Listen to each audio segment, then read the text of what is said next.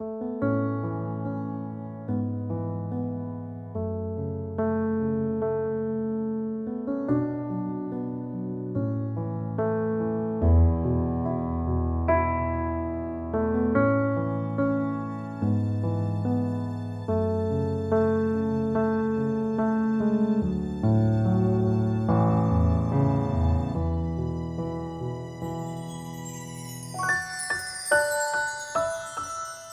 Ambulance Museum has a really interesting start. A volunteer joined the museum. Back in 1984, he was a panel beater mechanic down at Raymond Terrace, and he was a car enthusiast, and he wanted to get a Holden panel van, an FJ Holden panel van. He tracked one down in York in Western Australia, and when he brought it back, he realised that it was actually the Temora ambulance. Instead of just making it his own FJ ambulance, he made it back into what it had been as the Temora FJ ambulance that Fred Wadey and Vicky Wadey had driven. And then over the next couple of years, they've been involved in the museum, and he opened the first Temora Ambulance Museum exhibit in what's now the radio station in 1995. In 2010, I think it was 2010, he realised that because the big sprinters were coming in and the ambulance vehicles were getting a lot larger, the then ambulance stations, which of course many have been upgraded since, but they were very crowded, so what had been heritage vehicles that they'd been housing were being stored outside. So he actually got me to write for the first one of those in 2010, and when I wrote for the third one, the then fleet manager said, would you like the rest? And so I thought that's probably another half a dozen, and I think we're up to about 25. But anyway, the thing was that Eddie started bringing them in and developing it, and we realised then that, and we hadn't been aware of it, that the New South Wales Ambulance Service didn't have its own dedicated museum, and so Eddie's eyes lit up a little bit. Chris Moore and his friends who had actually been desperately, and John Atkinson for that issue, desperately trying to set aside a heritage collection for the ambulance service, and they had it all stored in the residence above the Auburn ambulance station, hoping to get some encouragement to build an ambulance museum in Sydney, but it just wasn't happening. And then when as it turned out, we had a bit of a windfall here at the museum because we were part of a much larger grant as part of the GFC, and there was an interest payment that we were able to collect, which was $67,000 on a large grant, which was a regional grant, and that allowed us to add between the ambulance paramedics and our own historical society, we built it up to $100,000, and the building we're sitting in now is that $100,000. And so that gave us an opportunity, one, to house the vehicles that were coming in, but also to relocate the exhibition equipment that Chris and Moore and his mates had been putting in Sydney. There are some very, very significant vehicles. Probably the one that I'm most excited about is the rescue vehicle. It was actually stored at Point Clare. Why it's important was that prior to 1961, if the Ambos had to attend a serious accident, even a car accident, they had no rescue equipment. They really had to go and wake up the local garage mechanic and get some tools and back a tow truck up to the front of a car, smash the front windscreen and pull the steering column out of the way. Back in 1961, Gary O'Callaghan, who's sadly not long passed away, he was a disc jockey on TUE, and he spent a weekend raising money to build a dedicated rescue van for New South Wales, a New South Wales ambulance, and that came into commission in '61, and then it served till about 1980, to the best of my knowledge, and then it was decommissioned. But in 1995, when the service celebrated its centenary, they restored the old rescue van, known as the Q van, to its former glory, and it's completely set up again with all its gear as it was in 1961, and that was one of the items that came down here when Ray Crean decided to back us for the future. And it's among its many services. It actually it was one of the heroes of the Granville train disaster. So it's it's very much part of Australian history and certainly New South Wales history.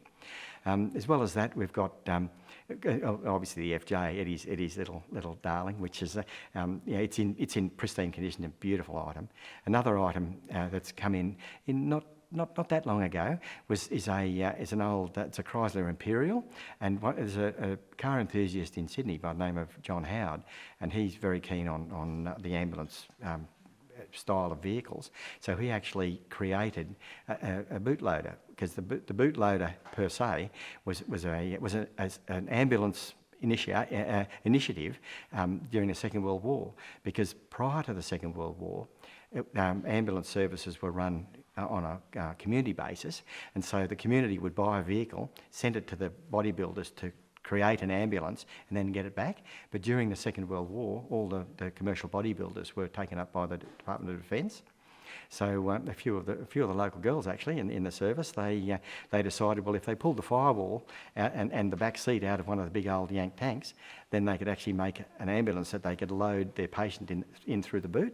So it became a bootloader. One of the items that we do have a lot of representative examples of is the ambulance uniform. We've actually got a dedicated storage room here on the museum site, and it's actually got, I think it's 16 linear metres of uniform hanging in it, and also the ambulance service, especially sort of in the second half of the 20th century, there was a lot of badges and patches and epaulets that were part of the uniform, and we've got a very extensive collection of those. We've actually got an underground vault that dates back to 1991, I think, as a community archive. So those are all stored down there at the moment for security, and also because we've been given the opportunity to set up the ambulance museum for the state service. We're very keen to create a reference collection of the service memorabilia. So each time as different ex-ambos or other interested people bring in items of that nature to add to the collection, I reference it against our collection, and if it's at all different, even in who made it or the colour or any particular difference, I'm actually putting aside what will become like a reference collection for New South Wales Ambulance of its patches, badges, and also its epaulets. And we're actually pretty pleased with the way things are going. And our oldest item, I think, turned up on eBay, and it was an 1886 New South Wales Railway Ambulance proficiency badge, and that was actually, well, it was 9 years before the New South Wales Ambulance Service started, and only 3 years after the railway service kicked off. So very early piece. So yeah. So we've got some real treasures. The thing about the museum is it started as a community heritage collection, and it's grown to reflect the interests of the people that have been involved in it. So we have really strong ag collections, textile collections, and items of that nature. But I think the future of the museum is actually coming out of Eddie Sam's interest in the ambulance museum, because it's opened an opportunity which very few small rural regional communities would have, and that is to host a state collection on behalf of the nation, certainly the state, but also on behalf of the nation. So what I would like to see is an opportunity to expand our site, so we can not only display the vehicles, but actually look at the stories that the vehicles actually illuminate. Because obviously the ambulance services, it has a great many tools of trade, but the vehicles are only one of them, and there is so much more to the ambulance service than just the vehicles. And that the thing that ties all of those things together is the people and the stories and the service that is oftentimes, it's lasted lifetimes. People have joined the service. Some people have joined, stayed a week, but other people have joined and stayed for generations, and that's what we really should be talking about.